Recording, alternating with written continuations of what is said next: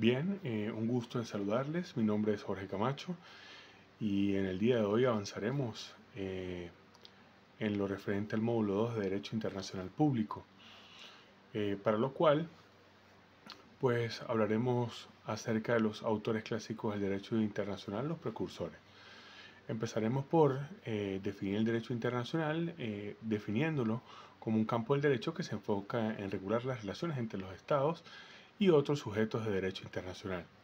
Este derecho o esta rama del derecho pues es un conjunto de normas y principios que se han desarrollado a lo largo de la historia en respuesta pues, a los cambios globales, a los cambios del mundo, y pues ahora en esta presentación abordaremos todo lo referente a los autores clásicos y modernos del derecho internacional, la evolución histórica de este derecho, la relación entre el derecho internacional y el derecho interno, las teorías dualista y monista, la supremacía del derecho internacional y del derecho interno, y la normatividad internacional y particularidad de la sanción. Bien,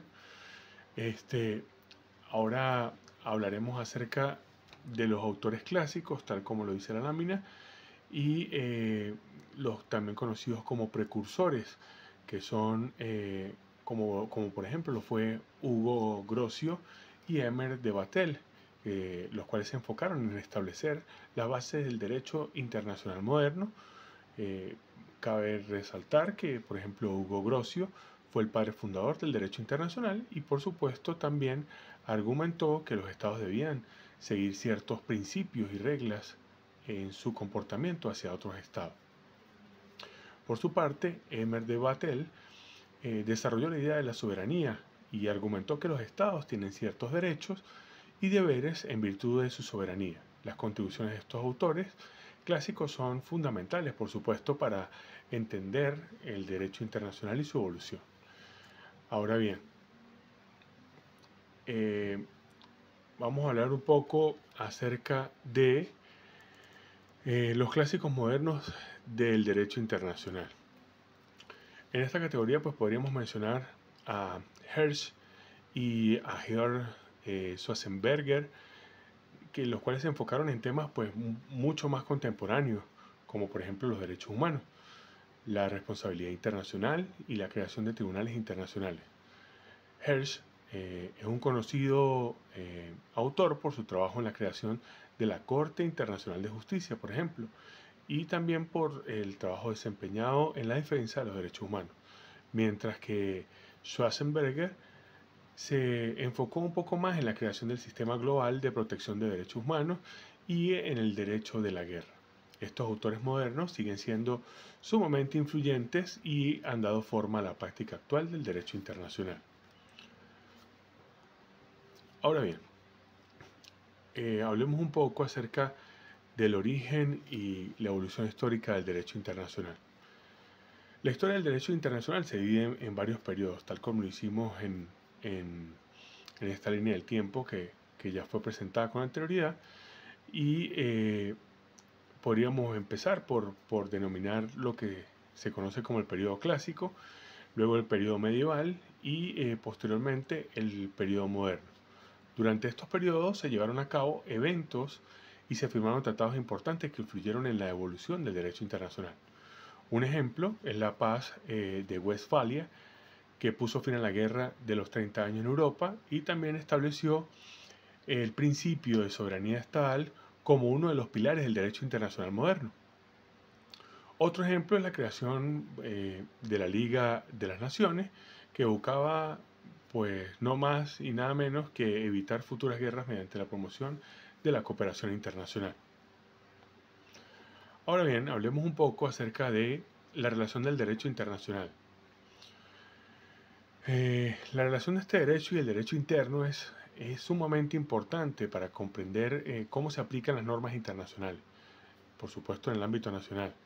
La mayoría de los estados aceptan que el derecho internacional es vinculante, pero la relación entre el derecho internacional y el derecho interno no siempre es clara.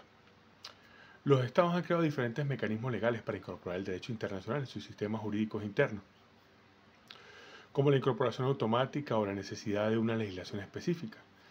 Además, algunos estados se rigen por la teoría monista, que sostiene que el derecho internacional y el derecho interno forman parte de un sistema jurídico único, mientras que otros estados se rigen por la teoría dualista, que sostienen que el derecho internacional y el derecho interno son sistemas jurídicos totalmente separados.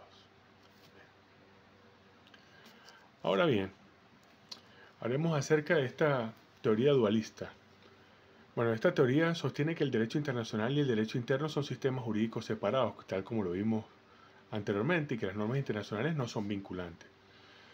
En el ámbito interno, sin duda, una ley nacional que las incorpore no está dentro de su concepción.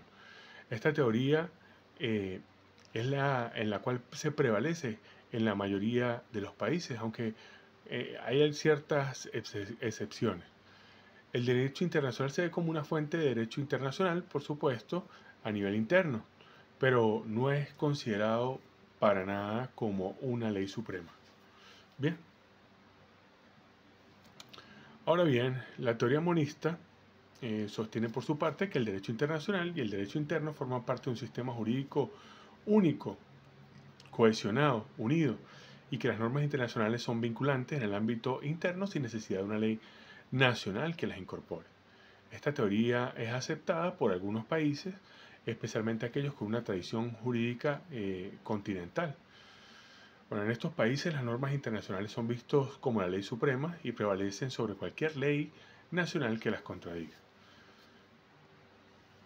Ahora bien, conversemos acerca de la supremacía del derecho internacional. Bien, esta pues se refiere acerca de a la idea de que el derecho internacional pues prevalece sobre el derecho interno en caso de conflicto. Esto significa que si una norma internacional entra en conflicto con, por ejemplo, una ley nacional, la norma internacional prevalece por encima de la nacional. Esta idea, pues bueno, es respaldada por el principio pacta sunt servanda, que sostiene que los estados deben cumplir con sus obligaciones internacionales de buena fe. Ahora bien, la supremacía del derecho interno. Bien.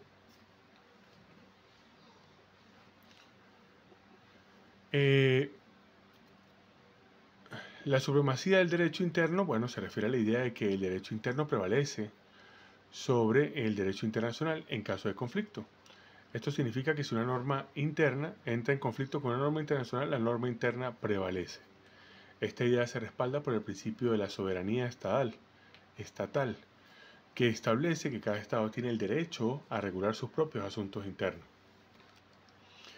Ahora bien, con respecto a la normatividad internacional y